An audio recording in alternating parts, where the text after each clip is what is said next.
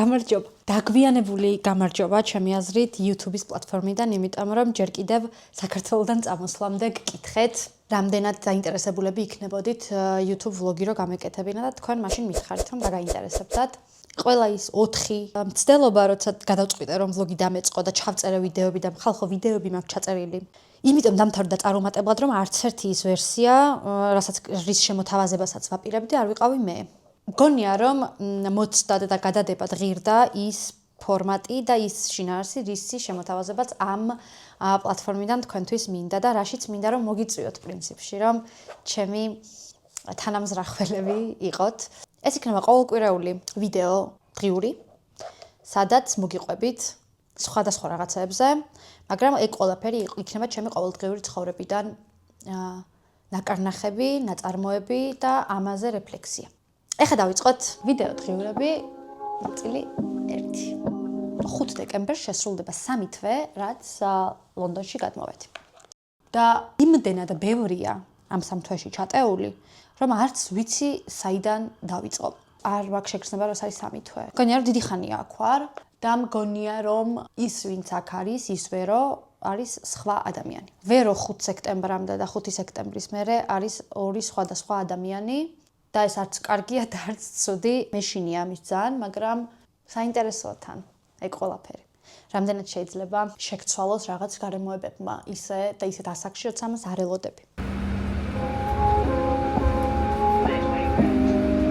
ბრიტანეთში ცხოვრებას რამდენიმე განზომილება აქვს.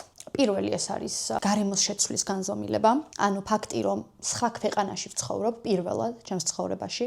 მეორე აქვს აკადემიური განზომილება, აკადემიაში ვარ აქ და იმიტომ ვარ აქ. მესამე არის შინაგანი განზომილება. მინდა რომ ამ 3 განზომილებაზე ვილაპარაკოთ ამ 3 თვის ჭრილში. პირველ რიგში ვილაპარაკოთ გარემოზე.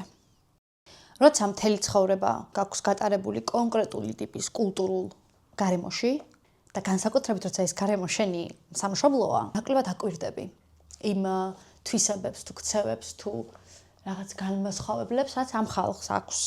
იმიტომ რომ ამ ხალხის ნაწილი ხარ და ჩვეულებრივია შენთვის ეგ მდგომარეობა, ნატურალური, ბუნებრივი მდგომარეობაა და როცა ამას იცვლი, დაწყებული ინფრასტრუქტურით, ამინდით, ხალხის ხასიათით, იმით თუ ხალხი ერთმანეთს როგორ ექცევა გარეთ, ყველაფერი იცვლება შენ ირგვლივ და თავიდან ამას ვუყურებდი როგორც აი პირველი 2-3 კვირა და 1 თვეც ალბათ.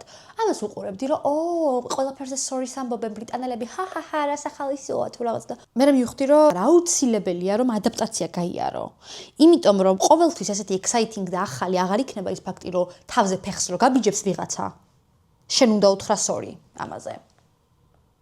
ეს ახლა ერთი პატარა მაგალითია იმის თუ რას გულისხმობ გარემოს ცვლილებაში. მეორე ნაწილი ამ გარემოს ცვლილების არის ამინდი და კლიმატი ზოგადად. საქართველოსთან შედარებით ბრიტანეთი არის ძალიან ცივი და ბნელი.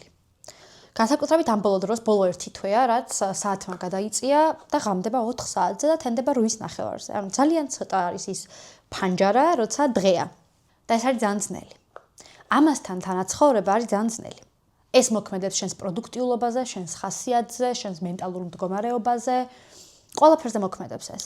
კიდევ ერთი, რაც გარემოსთან არის ასევე ასოცირებული, არის მასშტაბი და ზომა იმ სივრცის, რომელშიც ცხოვრობ. ლონდონი არის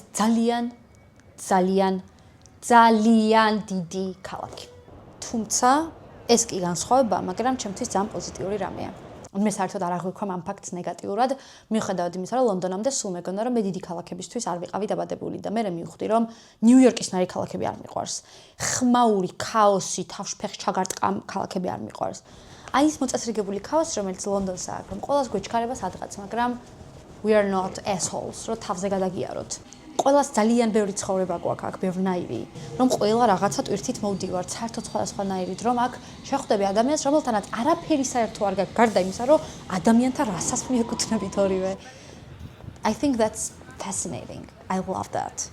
ასევე რისი ძალიან მეშინოდა არის, რომ ამ ხელა ქალაქში არავინ არ გიცნობს, არაფერს არ წარმოადგენ. და რავი, რაღაც ტიპის publicity მქონდა მე თბილისში.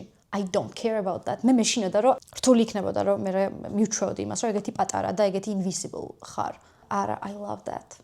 ძალიან სასიამოვნო, ძალიან დიდი თავისუფლების მომნიჭებელია, როცა უხილავი და პატარა ხარ რაღაც ძალიან დიდ სივრცეში და ასევე უდიდესი შესაძლებლობის სივრცე არის ეგ. მეორე ნაწილი არის აკადემია. ჩემი პირველი აკადემიური გამოცდილება, რაც იყო ბაკალავრიატი, დავამთავრე 2019 წელს. 2019 წლიდან 2025 წლამდე, ანუ 6 წლის განმავლობაში, არც ერთი შეხება არ მქონია აკადემიასთან, არც ერთნაირი. ვმუშაობდი, ვიყავი grassroot აქტივისტი, ანუ grassroot-ში ვმუშაობდი, ბელზე ვმუშაობდი.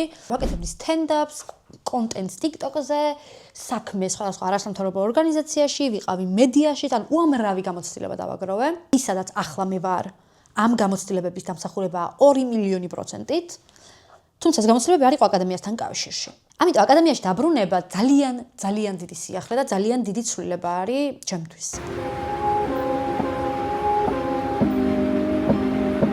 29 წლის ასაკში, როცა აკადემიაში ბრუნდები, ამას იმიტომ აკეთებ, რომ ზუსტად იცი რა გინდა რომ ისწავლო და ზუსტად იცი რატომ გინდა რომ ისწავლო. აკადემიას აქვს ის, რაც არ აქვს არც ერთ პრაქტიკულ გამოცდილებას ჩემთვის. ჩემთვის აი საყვარელი მდგომარეობა, როცა რაღაც არ ვიცი და გავიგებ. ანუ ეგეთი დოპამინ ჰიტი არაფრით არ მაქვს, ვიდრე მაქვს იმით, რომ რაღაც არ ვიცოდი და გავიგდო აი ეს რო გაქვს რა, რომ რა ეს ესეა, რას ნიშნავს თუ რაღაც ეგეთი რა ხარ. ცხოვრებისეულ გამოცდილებას ეგრე არა აქვს. ხა რავი, ვიღაცამ რო ზურგში დანა ჩამცა და იმედი გამიც რომ ვაუ, რა მაგარია რაღაც ახალი გავიკ, ეგრე არ იქნები ხო მაგაზე. არსებობს კონცეფციები, იდეები, თეორიები, რომლებსაც წარმოდგენაც კი არ მქონდა რომ არსებობდა. რამდენ რამეზე წარმოდგენა არ მქონდა, რომ საერთოდ შეიძლება ასე იფიქრო ამ საკითხზე. თვალსაჩინოს გაფართოება შეიძლება ყველა ტიპის უნივერსიტეტს ახლავს, მაგრამ როცა შენი სოციალური გარემოდან, შენი ბუნებრივი სოციალური ყოფიდან სხვა გარემოში გადადიხარ და იქ ხდება, კიდევ უფრო საინტერესოა, იმიტომ რომ ადამიანები ვისთანაც მე საკლასო ოთახებში, აუდიტორიებში ვზივარ, აბსოლუტურად სხვა ხალხია. თავარი რაც ადამიანებს განსაზღვრავს და განგვასხვავებს იმ საკლასო ოთახებში, რავი, ჩვენი იდენტობებია, ჩვენი ის ტვირთებია, რასაც მოვათრევთ ხოლმე და დავყრით ამ აუდიტორიებში და რისი პრიზმიდანაც ვიაზრებთ სხვადასხვა საკითხს, რომელსაც ვსწავლობთ. აი, წეგან ვახსენე, პატარა ხარ თქვა მას გრძნობ და მე სიამოვნებს თქო და არა მარტო პატარა ვარ, არამედ გამოუცდელი, ზით ჰარტა ვარ ეგრე მგონია. მგონია რომ აი კოშკში ვცხოვრობდი მთელი ცხოვრება. აი როგორც ზით ჰარტა იყო და წარმოდგენა არ მქონდა სამყაროში რა ხდებოდა და ეხლა უცებ ამ კოშკიდან გამოვედი და დავდივარ და ვიცი რა ხდება, ვიგებ რა ხდება სამყაროში და ეს არის ყველაზე სასიამოვნო შეგრძნება ჩემთვის.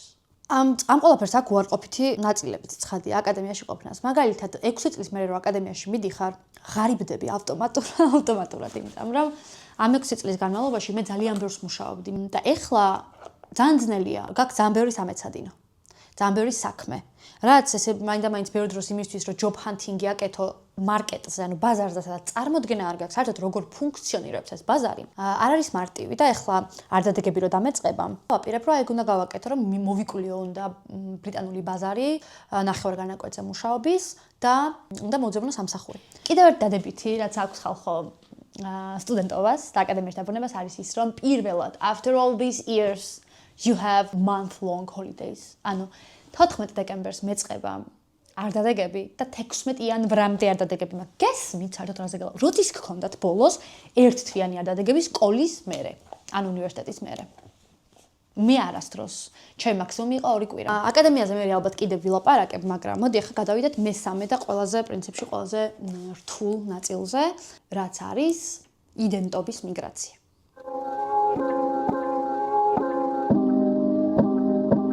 ეს არის რაღაც, რაზეც მე თვითონაც არ მაქვს ჯერ ბევრი ცოდნა და რეფლექსია, იმიტომ რომ ძალიან ცოტა ხანია რაც ვაღიარე, რომ ყველაფერი რაც აქამდე ჩემს თავზე ვიცოდი და რაშიც დარწმუნებული ვიყავი, იცვლება.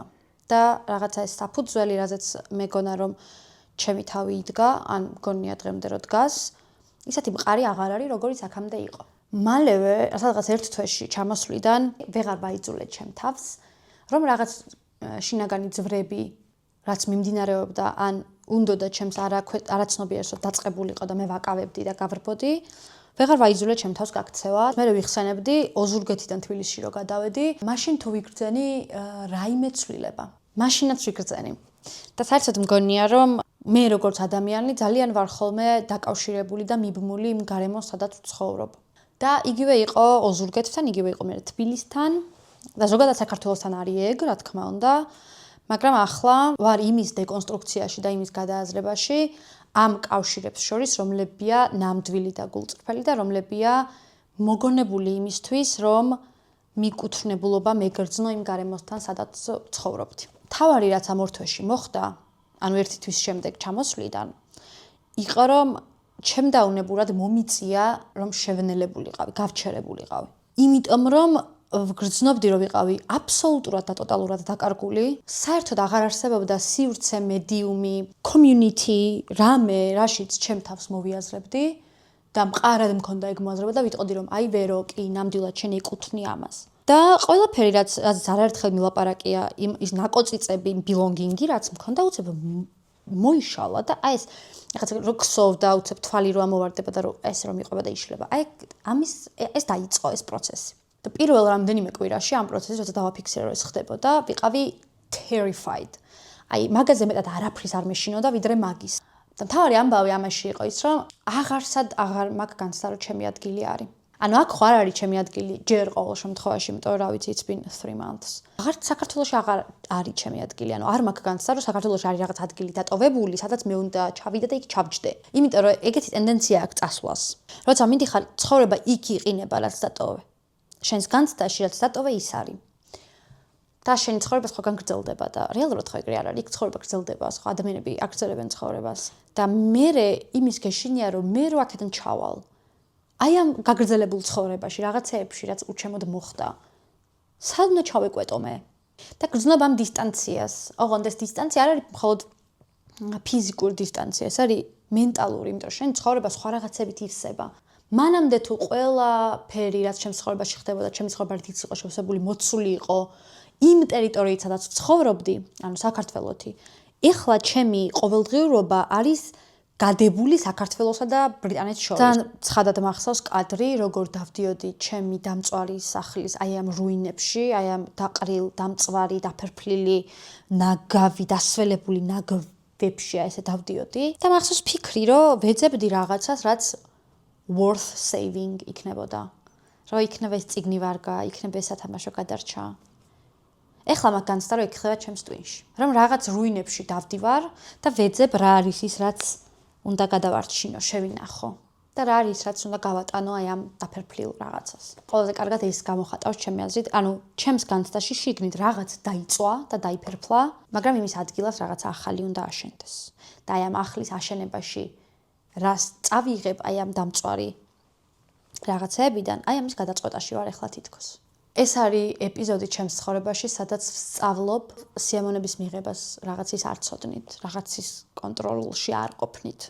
იმიტომ რომ მთელი ჩემი ცხოვრება ამის მცდელობა იყო, desperate მცდელობა, რომ ვიცოდე, ვაკონტროლო, არაფერი ჩემი კონტროლის გარეთ არ მოხდეს და ყველაფერი ახლა აი ამ წუთას ყველაფერი ჩემს ცხოვრებაში ჩემი კონტროლის გარეთაა.